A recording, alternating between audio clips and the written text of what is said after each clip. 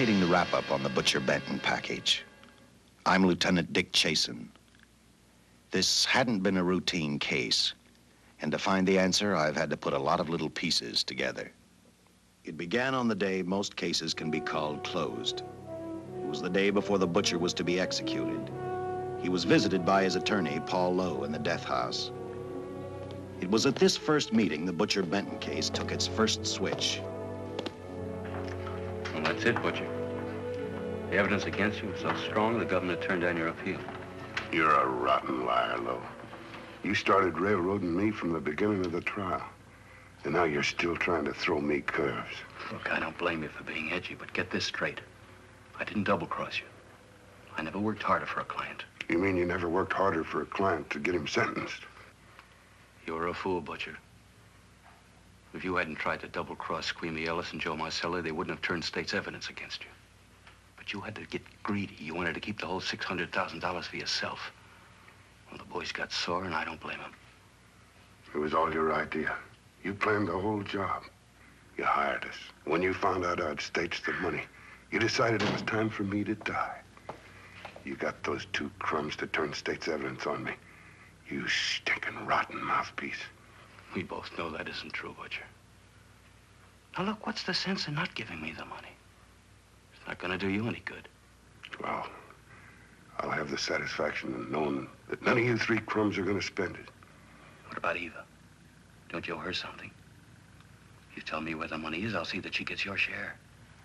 I've got a different idea. I'm gonna kill you and Squeamy and Joe. Then I'll take care of Eva myself. You thick-headed ape, you're gonna die tomorrow. Remember what I said. I'm gonna get you, all three of you. Even for you, Butcher, that'd be quite a trick. So long, dead man. Remember what I said. I'm gonna kill you, all three of you.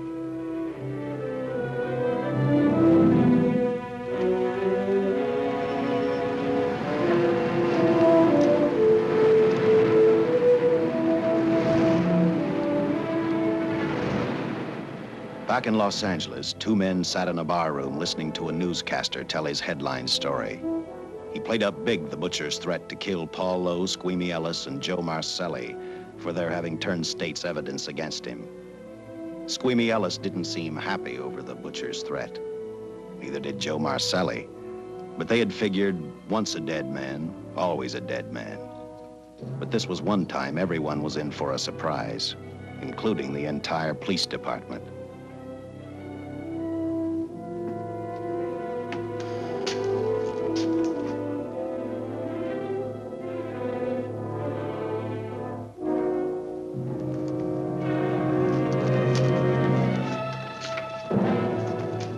Seen the headlines, Captain? Teletype just came in from San Francisco. Butcher's execution is set for 5 o'clock this afternoon. And like the newspapers say, he still refuses to talk about that stolen money. Well, I still have hopes of coming up with something. That's what I dropped by for, Dick. With Butcher's execution, the department's marking it case closed. That means you'll be reassigned. I've spent a whole year trying to break this case. As far as I'm concerned, Butcher's death is just the beginning. Of course, I can't prove it, but I think that Paul Lowe was the top man. And even though I have to keep working on it while off duty, I'm going to get Lowe, Squeamy Ellis, and Joe Marcelli. Okay, Lieutenant. Officially, I've taken you off of the case. Unofficially, I wish you luck. Do me a favor. Keep me posted. Will do. Thanks, John. I headed for Eva Martin. She worked in a local burlesque house. I'm a cop, and my job is to ask questions and get answers. So I decided I might as well start again with her.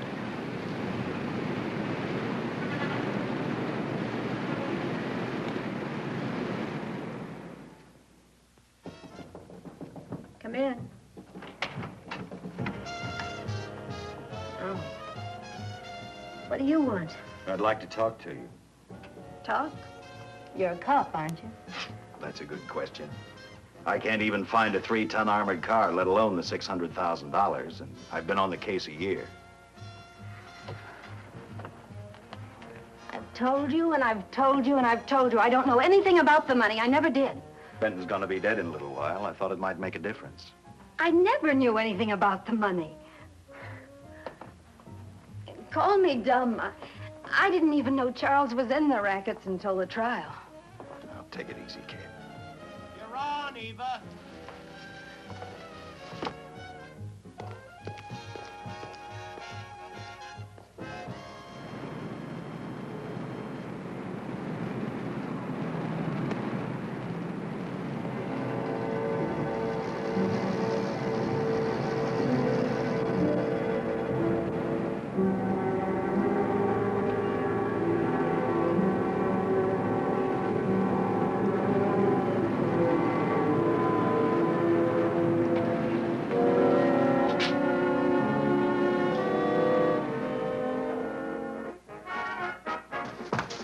Honey, here's your wrap.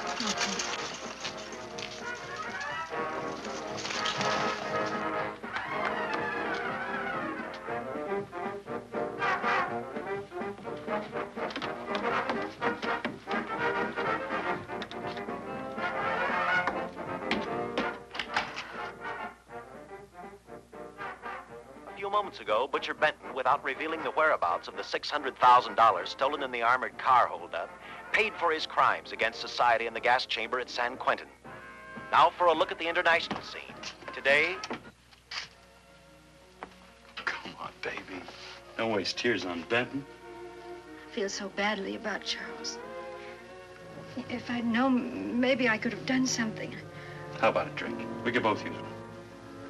An artist can't drink while she's working, Paul. Boy, see.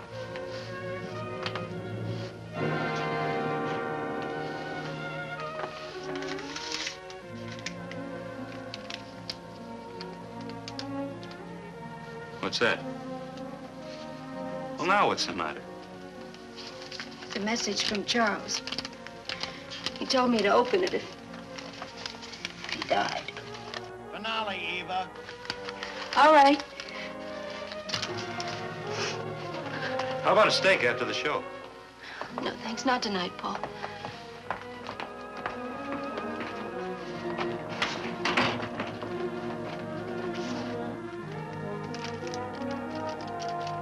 I didn't find out until much later, but Paul Lowe, in opening the letter the butcher had given Eva, found a map outlining a section of the city sewer system, and clearly identified was the spot where the butcher had hidden the stolen payroll. He replaced it with a $50 bill. I guess he figured $50 to gain $600,000 was not a bad day's work.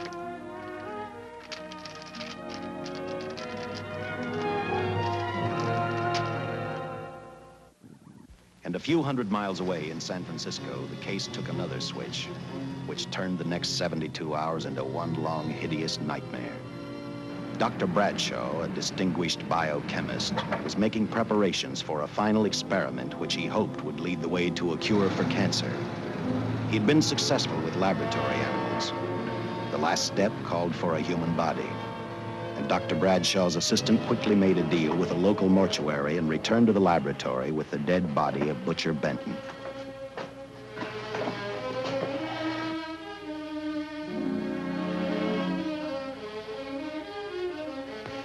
You made good time. Well, I didn't waste any. Any trouble? No, I just handed the money over and moved the body into your station wagon. That was that. Good. Get a syringe.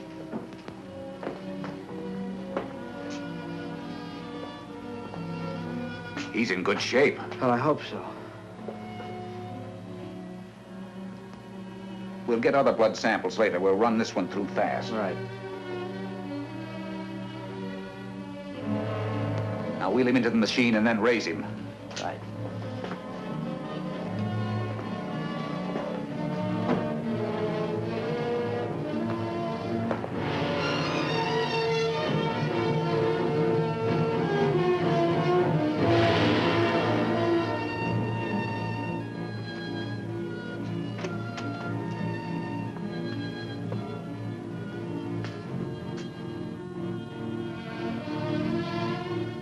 Ready? You mean you're going to give him 287,000 volts? Yes, yes. I'll get the fluoroscope set. We'll check with that before we start dissecting. Turn off the lights.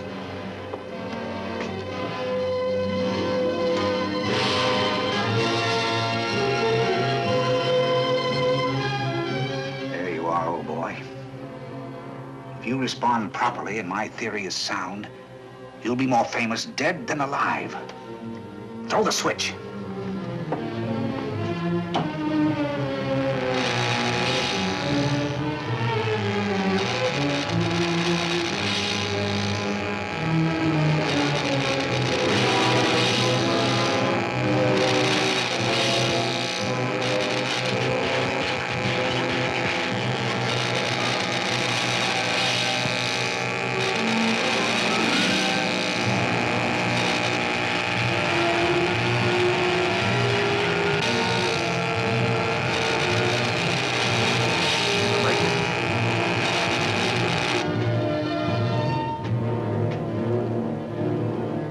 Wait, I thought I saw a pulsation of the heart.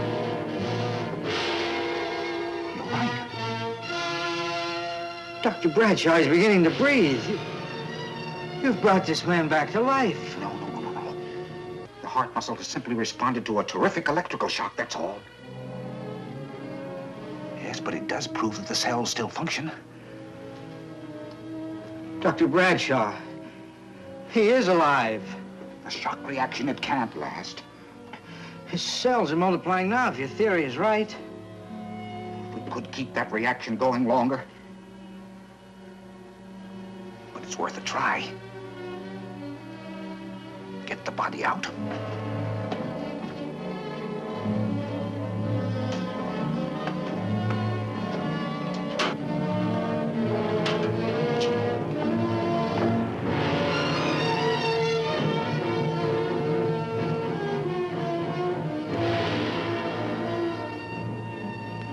Get some adrenaline from the supply room. Some amyl nitrite, too. Hurry, hurry.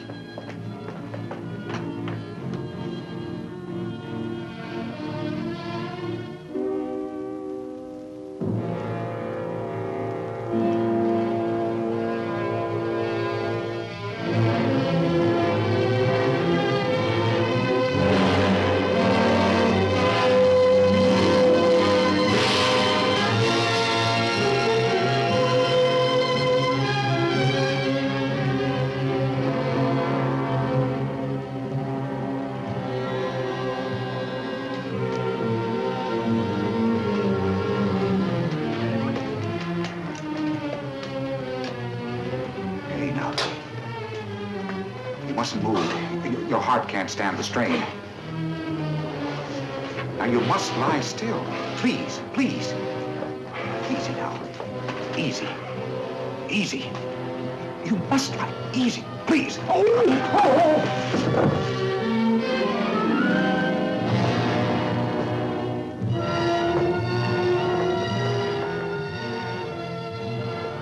Dr. Bradshaw's experiment had given life back to the butcher. He tried to talk, but the electrical voltage had burned out his vocal cords. Yet it hadn't destroyed his brain. He knew who he was. He knew who he hated. As he stumbled about the room, I think he thought only about one: kill Lowe, Squeamy, and Joe Marcelli. The tremendous electrical voltage that Dr. Bradshaw had given the butcher had increased his cellular structure to the point where he was no longer a man. Dr. Bradshaw's experiment had created a vicious, brutal animal with an almost inconceivable amount of strength. Dr. Bradshaw must have believed the butcher's regained life would last for only a few minutes. Therefore, instead of calling for help, the doctor decided to handle his creation alone. Now, easy, Benton. Just relax. I'm a doctor. I want to try to help you. Do you understand me? You're in my laboratory. The execution was carried out and you were declared dead. I tried an experiment on you and brought you back to life, although I didn't intend that. Now, you've had a great shock. Now come and sit down. Now, be quiet. Now, come and sit down. Take it easy. That's the boy.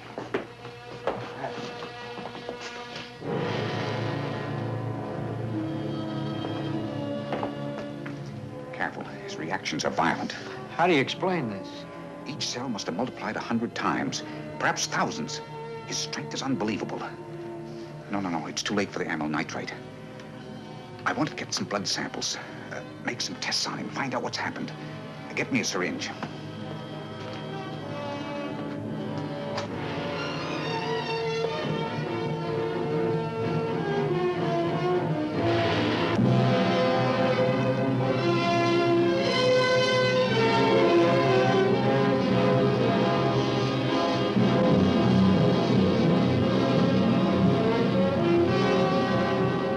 Why won't the needle penetrate the skin?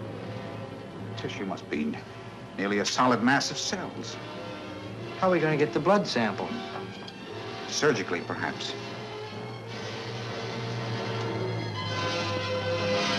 Now, easy, Benton. Take it easy. You can't leave here now. I'm responsible for your being alive.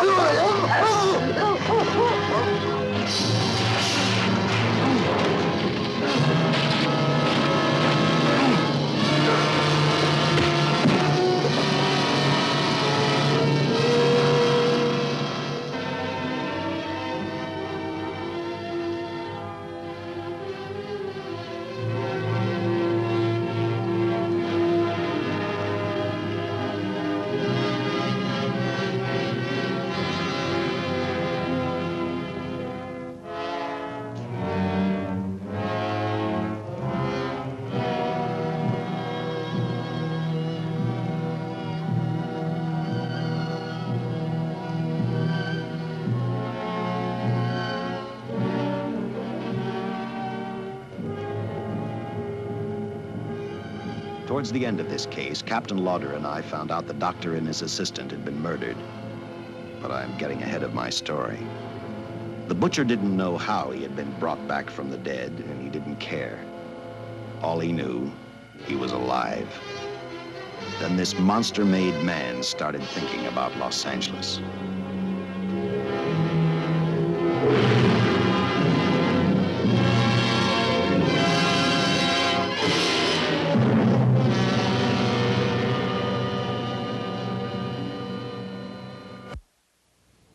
On that very night back in Los Angeles, I decided to stop playing detective for a little while.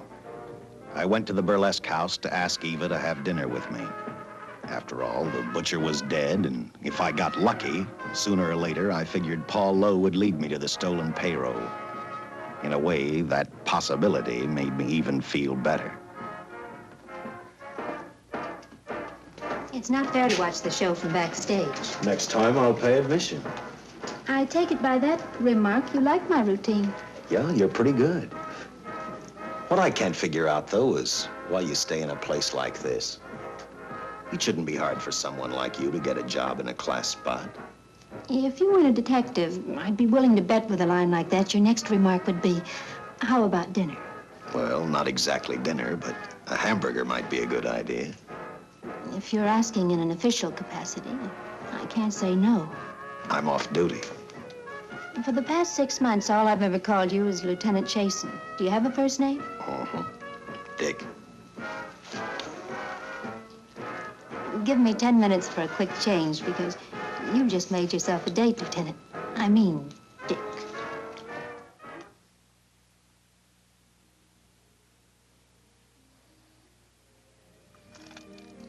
You know something, Dick? I haven't had a hamburger in the front seat of an automobile with a guy in a lot of years. Well, from now on, we'll do it more often. It's funny. I always figured a policeman wasn't really a human being. I mean, unless he was arresting someone or trying to solve a case, he was unhappy. Shows you how wrong you are. In fact, everyone on the force gets fed up occasionally with the job they do. Maybe we're more human than anyone else. We see so much trouble, we get to hate the word. But as long as the world's filled with people, there'll have to be men who enforce the laws. What made you join the department? Now who's making with the questions? No, honest, I'd like to know. Well, it's really a very short story. When I got out of the Air Corps, I knocked around for a while. Well, I went to work for an oil company. One day, I went back to college on the GI Bill. just before graduation, I noticed all about the police department exams. Seemed a pretty good thing to do with your life, so I took the exams, passed, then went on from there. If I ask one more question, will you give me a straight answer? Try me. Am I still part of the Charles Benton investigation? I mean, right now. I don't think so. As far as the department's concerned, when Benton was executed, the case was marked closed. But inside of me, that's not good enough. I don't follow you. Well, the $600,000 is still missing.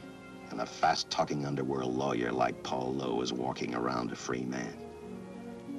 Someday, no matter how long it takes, I'll get him and the money.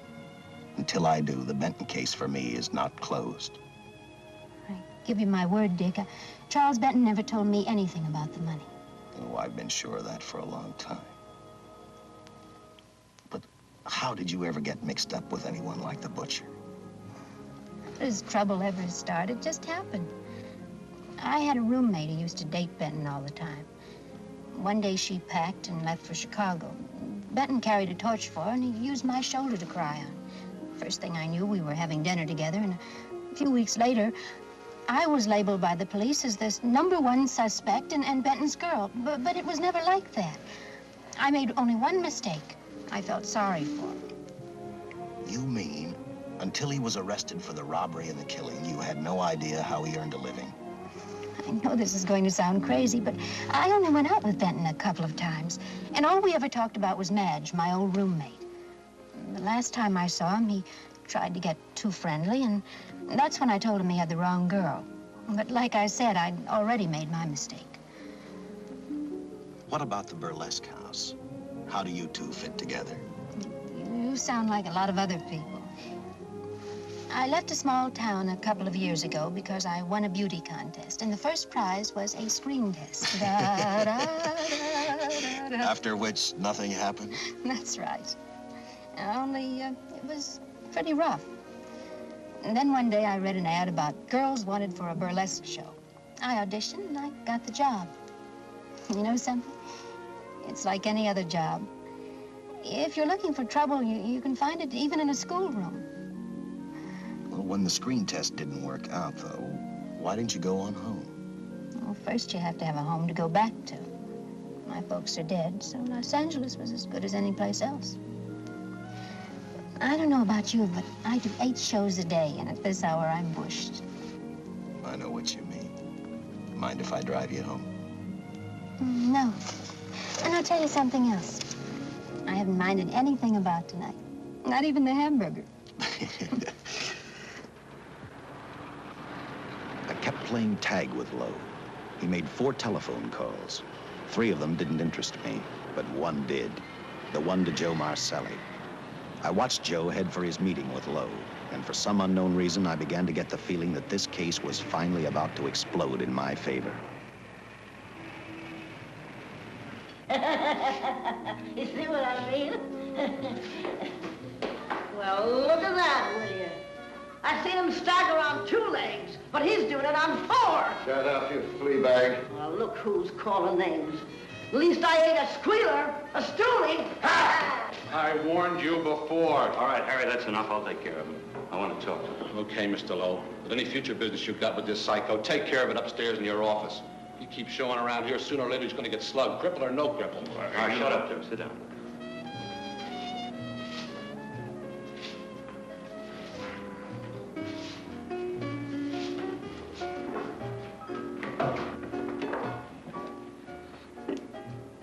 I need a shot, bad.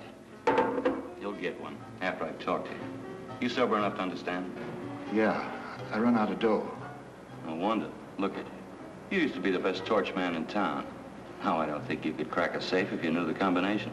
No jobs. Nobody wants me since I turned stakes on Benton. That's your doing. You taught me. All right, quit crying. I got a job for you. If you can stay off that stuff long enough. You know I can if I've got a job. How much? What is it? It's $2 grand in it for you. Where? Right near where he pulled the job. Interested? $2 grand ain't much out of 600,000. There'll be other expenses. Besides, that money's plenty of. Now, you want it or do I get another boy? I'll do it. How soon do you want me to go to work? Set it up for tomorrow night. Call me before noon. I'm going to the races. 1. And that's all. The job's over.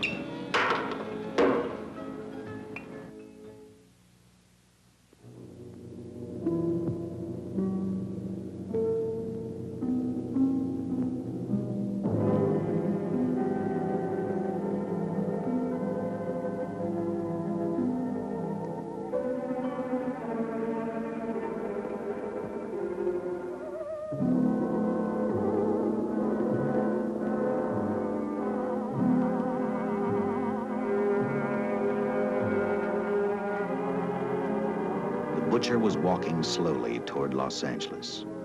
He'd traveled through wooded hills to prevent being seen by anyone. Finally, he came to a quiet road. He stopped to get his bearings. And then he saw her. He saw something else. An automobile. For the butcher, that rang a bell. With a car, he knew by the next afternoon he'd be in Los Angeles in plenty of time to catch up with the 3 men who had double-crossed him.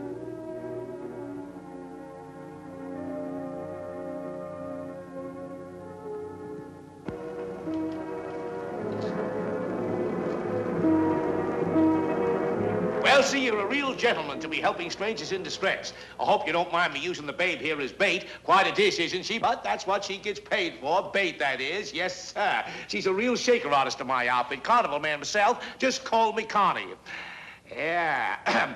Well, friend, we're in a little bit of difficulty here. Got a flat tire, brand new car, no tools in the back. Why, some of these dealers make my carnival grifters look like babes in the woods.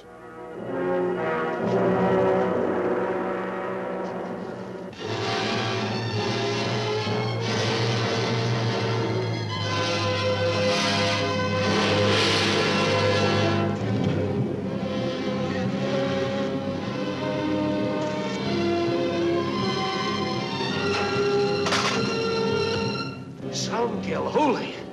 Say, who you with, friend? Let it down. Let it down. No matter who you with, friend, believe me, I can do better for both of us. I'll make a fortune for the both of us. Oh!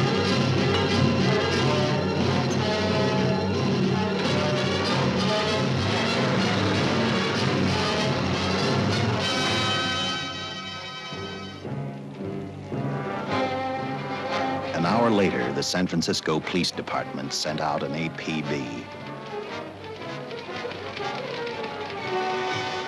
Squads were sent to various parts of the countryside.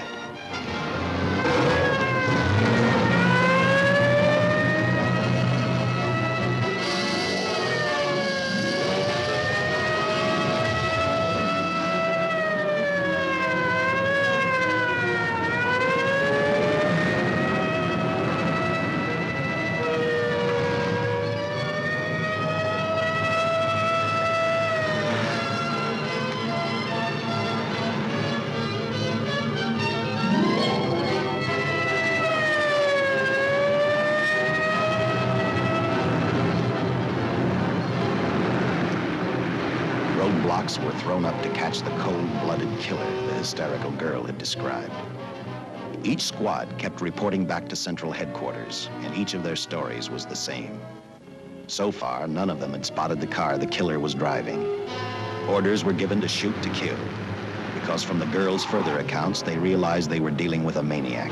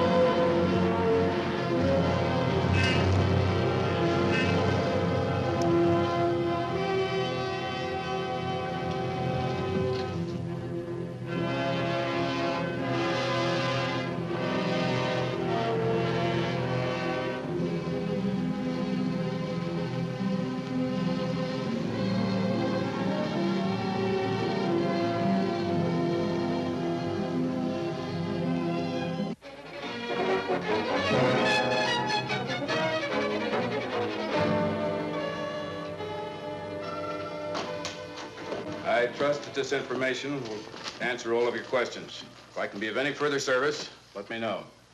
Sincerely, J.I. Louder, Captain Police, L.A. Here's another all points from CHP, Captain.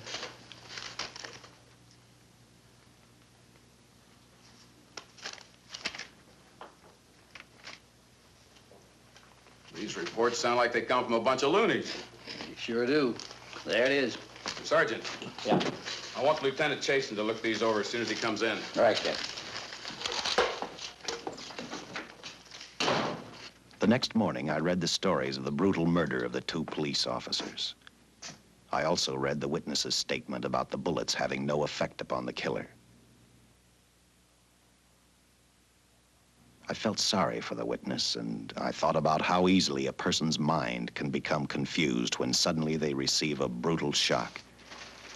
I didn't believe a man existed who could not be stopped by a slug from a .45. Good morning, Captain. You and the rest of the force are going on 24-hour duty.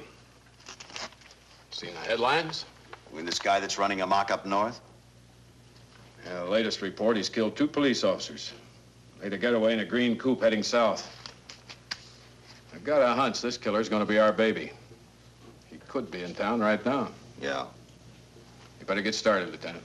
Okay. Any new leads on that holdup money? I think the girl can probably be counted out. If any of the others are wise, they're keeping mighty quiet. Well, let it ride for now. The whole force is gonna be on the spot until we catch this killer. Newspapers will have a field day.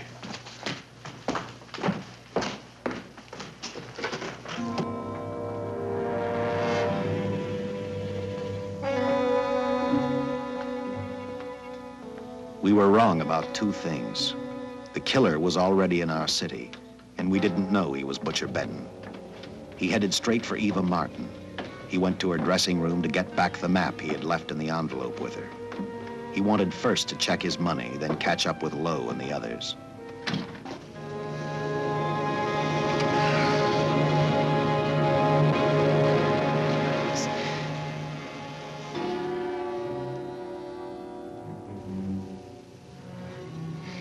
Can't be. But you do look like him. Only different somehow.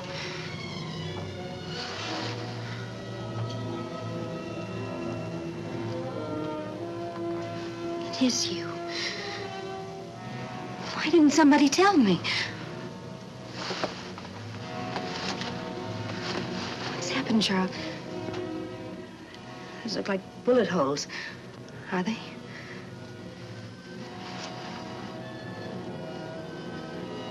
There isn't even a mark.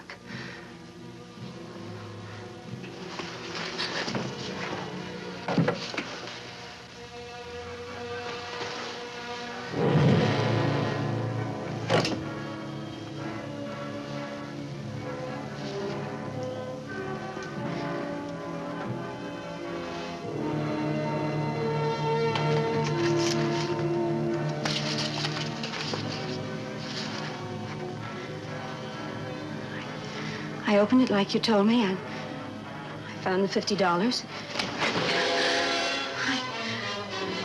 I didn't know why you left him. Paul didn't know why he was here.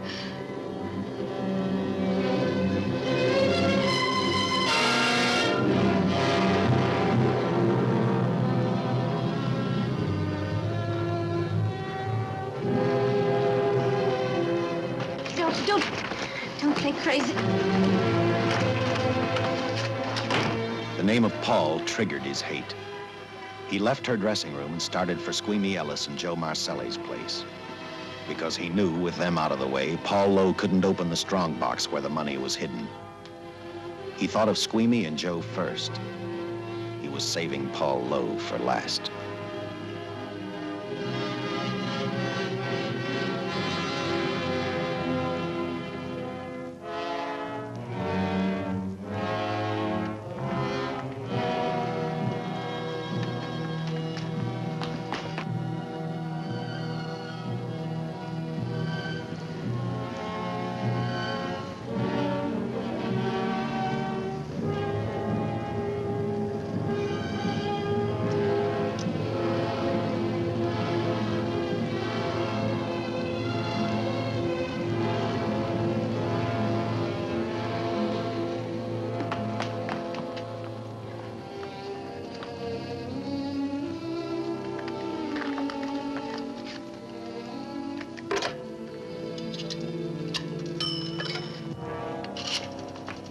Hey, Eva, can I borrow your eyebrow pencil?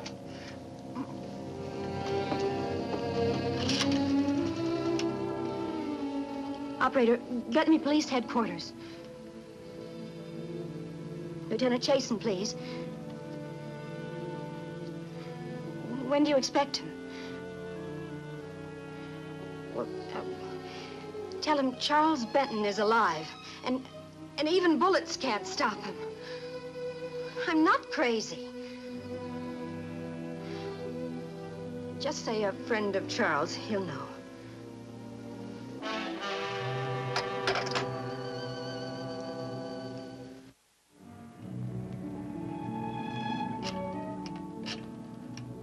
After leaving a message for me, Eva telephoned Squeamy Ellis. She tried to tell him the butcher was alive and on his way over to kill him. Squeamy didn't believe her, and in a way you couldn't blame him. Who in their right mind would believe a man had returned from the dead? What Squeamy actually believed was that the butcher, before his execution, had hired a killer to carry out his threat.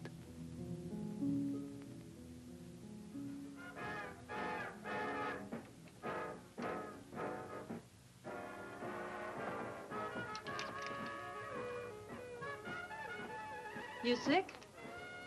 What? You don't look so good to me. 10 minutes, Eva. All right. Say, Eva, I could take over the matinee trick for you. What? It's easy. Look, Eva, I can do it. Scabba-doo-doo-doo. Oh,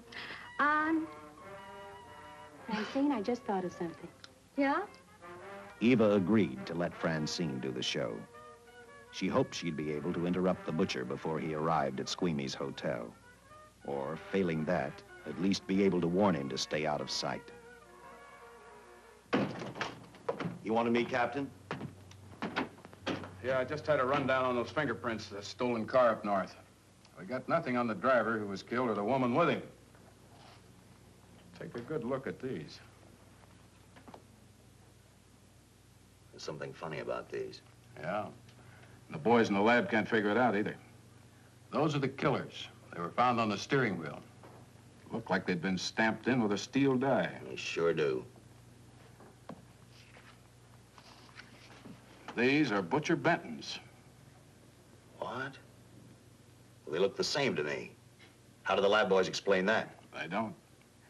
Their best guess is a twin brother. An identical twin could have the same pattern of whorls with only slight variations. Ever hear of the butcher having a twin brother? No. Even if he did, it wouldn't explain these freak prints. You didn't pick up your message, Lieutenant. Some wacky dame calls you. And she says Charles Benton is alive, and bullets won't stop him. If we buy the twin theory... Who was she? Where'd she see him? Well, she wouldn't leave her name. Sounded kind of hysterical to me. Said she was a friend of the butcher's. Eva Martin. Get over at the Follies and see what that girl knows. Yeah. Some guys have all the luck. I never drew an assignment to the Follies.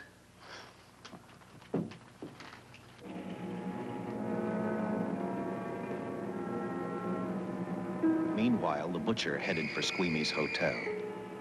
He didn't seem to be in any particular hurry. Actually, he seemed like any normal person, on his way to work or on his way home.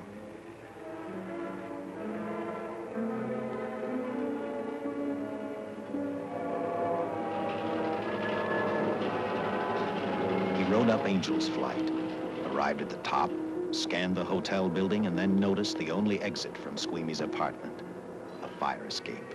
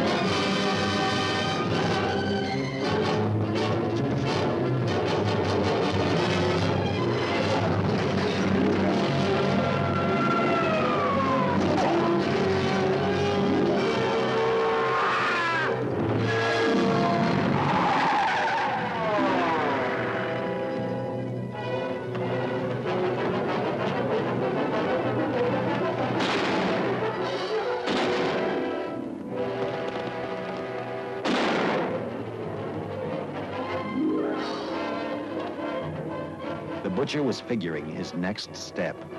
And as he looked at the dead cop, he thought about Paul Lowe, the next man on his list.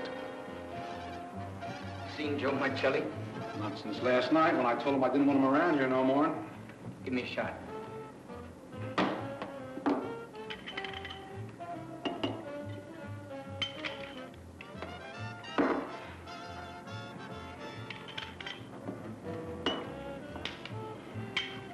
Look, I need help. Just found out that Benton's hired a killer to get me. He's after Joe, too. Well, then drink up and get out. I don't want no trouble around my place. You're a real pal. Drink up and get out, I said.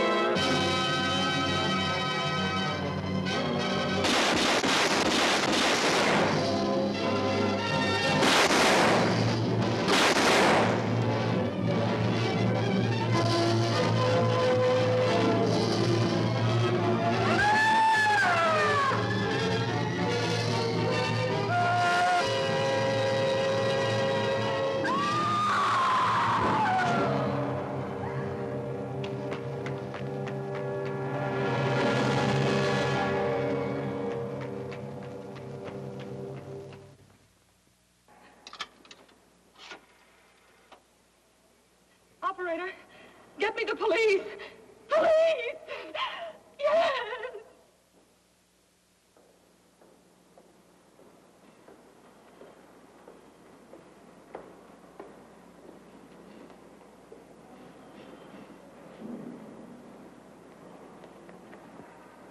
What's happened? A guy named Squeamy got thrown from the 5th floor. He's deader than a mackerel. Customer of mine. You mean Squeamy Ellis? Yeah, that's it. Just Squeamy. No one else was killed. Ain't one enough?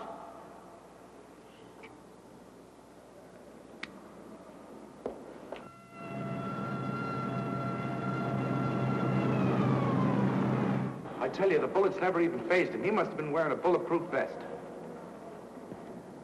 God help us when the papers get a hold of this. Keep an officer on duty here till you hear from me. We'll get a stakeout on Joe Marcelli. I'd like to talk to Joe. Lauder, I'm going to call San Quentin. Suppose Benton is alive. Every available man's been put on the case now. Yes, sir. All right. All right. Anything new? Report on Dr. Bradshaw, owner of the station wagon. The San Francisco police located his laboratory in the basement of an electrical power receiving station. Bradshaw, what's he know? He's dead. And another man, too, his assistant. The lab is a shambles. But now we're getting some action from San Francisco. Benton's body never arrived at the mortuary where it was supposed to go. An attendant there finally broke down, admitted he picked up some quick cash by handing the body over to a man he was unable to identify. The man was driving a station wagon. Blast it, man. The chief's on my neck, and the commissioners are on his, and the mayor's on theirs. Now, am I supposed to tell them that our killer is a dead man? They found a notebook in Bradshaw's lab.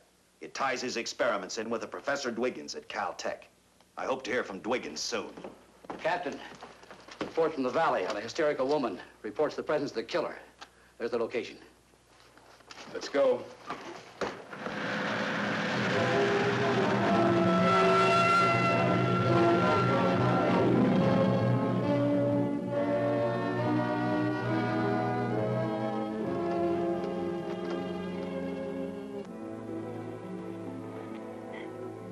You and your boyfriend had a little fight, and he got out of the car to take a walk. You noticed that he walked down toward the sump area in the direction where you'd seen those lights a short while before. What happened then, miss? Please try to tell us. Well, I just sat there a few minutes, I guess. I was pretty mad. Then there was a loud crash, like heavy metal, sort of, from down here. I got out of the car to get a better look. I heard Jimmy cry out something. I couldn't make out the words. Then down here, in a patch of light, was Jimmy. And coming toward him was this man. Big man. Lifted Jimmy up over his head like he didn't weigh a thing. Jimmy screamed. Just once, before he broke Jimmy's back. I heard it snap, that far away. Then I started running till I found this house. They let me use the phone. Thank you, mate. We'll see that you get home now.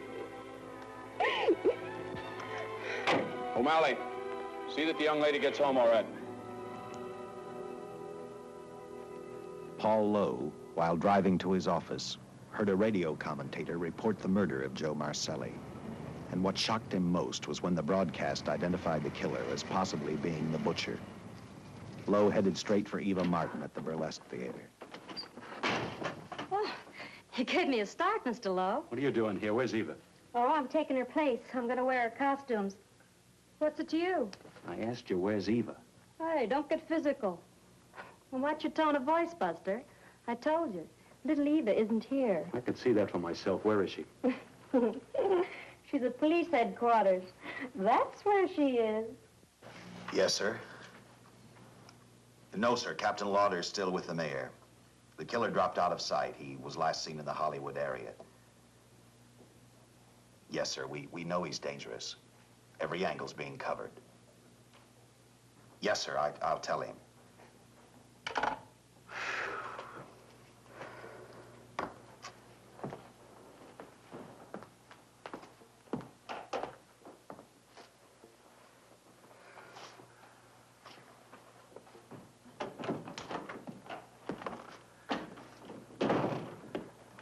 Here, see how these fit. Low heels.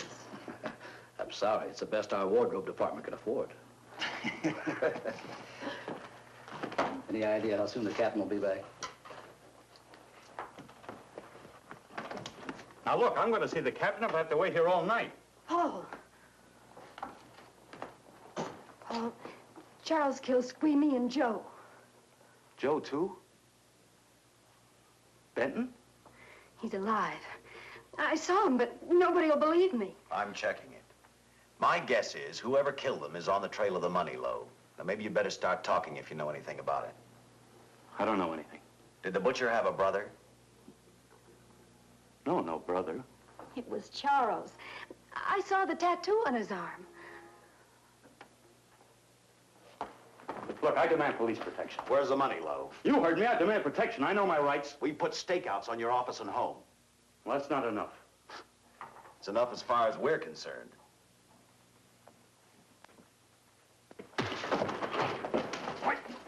Now you gonna book me, Sergeant? Then throw away the key.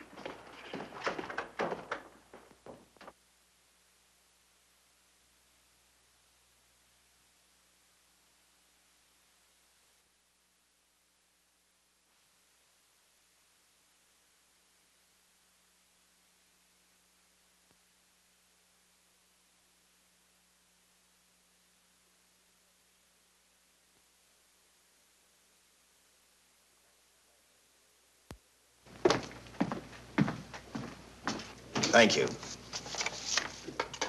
Come up with anything yet, Dick? Oh, we've checked every hotel, motel, and rooming house in town. We've run a cross-check on every hangout Butcher ever used. Net results, blank. This is incredible. We not only discover a dead man turned killer, but it's beginning to look like he plays ghosts, too. He's somewhere in this city, and if we have to take it apart brick by brick, we've got to get him. I may be way off, but I think Paul Lowe could tell us a lot. Maybe, but it's a cinch he's not going to. Well, suppose he had no alternative. You better grab some coffee. Your mind's beginning to play tricks on you. No, now, wait a minute. When Lowe came to us for police protection, it was because he was scared stiff the Butcher would add him to the list of Squeamy Ellis and Joe Marcelli. Go on. It figures, too. When he slugged the sergeant, he knew we'd book him right away. Oh, this Lowe's a pretty cute character. But we can play the same game. You mean we'll threaten to release him? Well, not exactly. You tell him you realize that he was excited, that throwing the punch was accidental. Tell him we're not going to make a charge, that he's completely released. Lieutenant, you know we can't do that. Lowell made his first mistake when he hit the sergeant, and that'll get him a year. As far as the department's concerned, at least it's a small victory. If my hunch is right, Lowe won't want to be on the streets with the Butcher looking for him. And he may talk, and talk a lot. Enough maybe for us to get rid of him permanently. Even lead us to the Butcher. If he's frightened enough, that might work. But if it doesn't... No, Dick, I'm not going to release him. I want him out of my way so bad I can taste it, but not bad enough to be responsible for getting him killed. The good thing about that, Captain, is the fact we know it, but Lowe doesn't. Let's give it a try. All right, Lowe. Come on out. I think you'll find everything in there. You're free to go, Mr. Lowell. Wait a minute. Who do you think you're kidding? You arrested me for assaulting an officer. Court, I'll plead guilty. With luck, I might get off with 6 months. For a lawyer, you're forgetting a very important point. If no charge is made, there's no trial. It was a tough day for everyone. We figured your nerves were on edge, and when you threw the punch, you didn't know what you were doing. I've squared everything with the sergeant. It's all over, all forgotten. Yeah? Why'd you bring a stenographer? Simply because I wanted a record of our conversation at the time of your release. Okay, Lowell, let's go. Oh, wait a minute. Once out on those streets and I'm a dead man. You let me go, you'll be responsible for murder. Oh, come off it, Lowe. You're imagining things. You know the Butcher threatened to kill me. You set me free, he'll do it. Well, that's just a risk we'll have to take. But the way I look at it, Mr. Lowell, you'll be okay. Look, Captain, I'll make a deal with you. You keep me here, and I'll tell you how to recover the money. Maybe even catch the Butcher. No deals, Lowell. You'd probably tell us anything just to stall for time. Come on, let's get out of here. Now, wait a minute. All right. I'll tell you the truth. Start taking this down. I, Paul Lowe, hired Butcher Benton, Squeamy Ellis, and Joe Marcelli to pull off the armored car holdup. And then Lowe continued with his confession. He told us about finding the map. He showed us the exact location of where the Butcher had hidden the stolen payroll. And he gave us a most important answer. The explanation as to how the Butcher was able to elude detection. His means of escape was the sewer system beneath our city.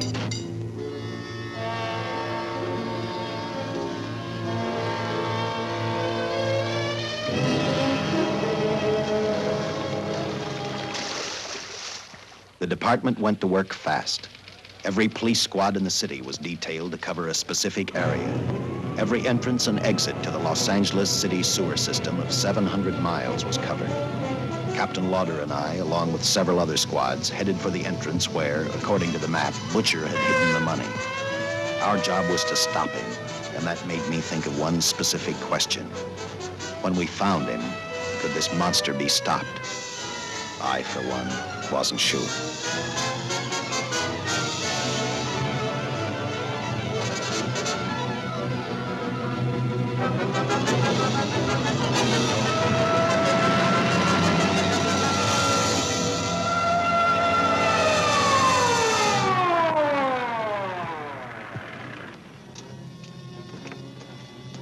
Everything all set, Lieutenant? City engineers mapped out each possible exit. A squad of officers are spotted at every point. If the Butcher can be caught, now's the time.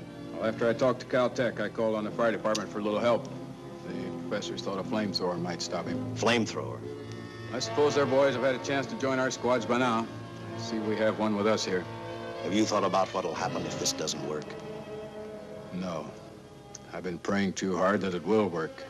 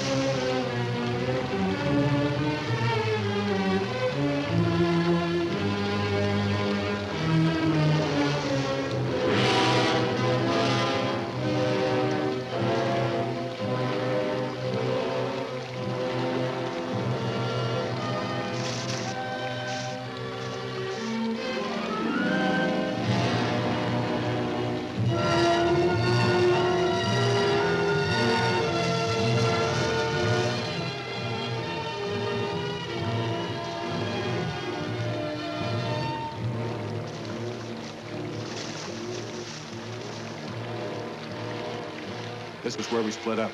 I'll go straight ahead.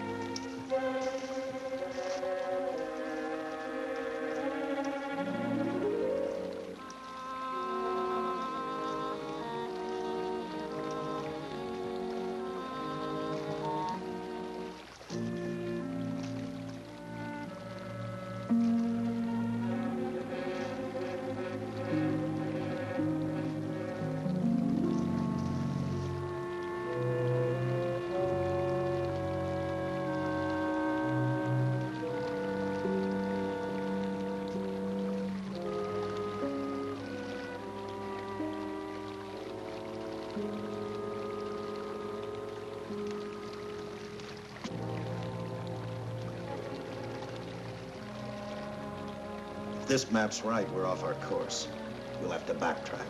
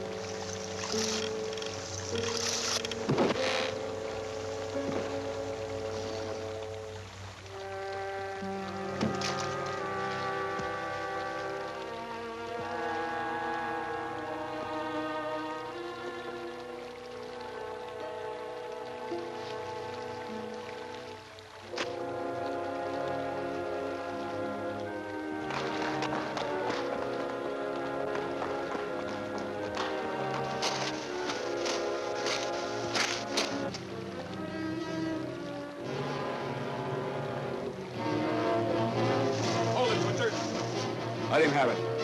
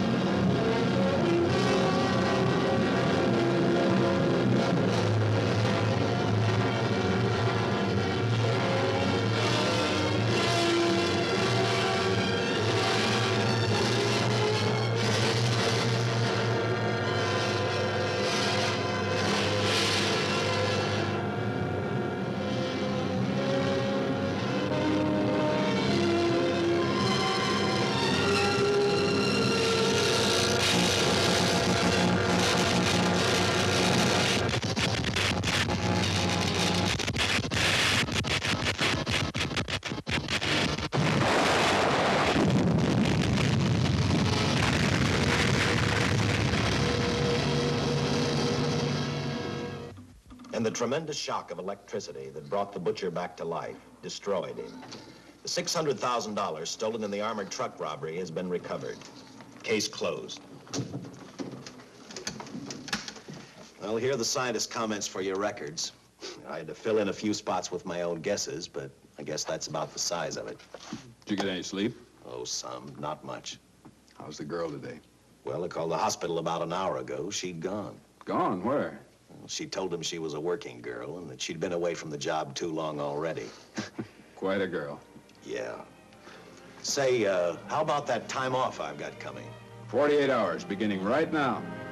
Get some rest, Dick.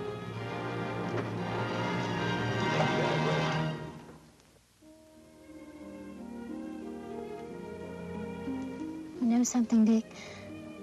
The past 72 hours seem like a bad dream. That rest in the hospital today really gave me a new lease on life.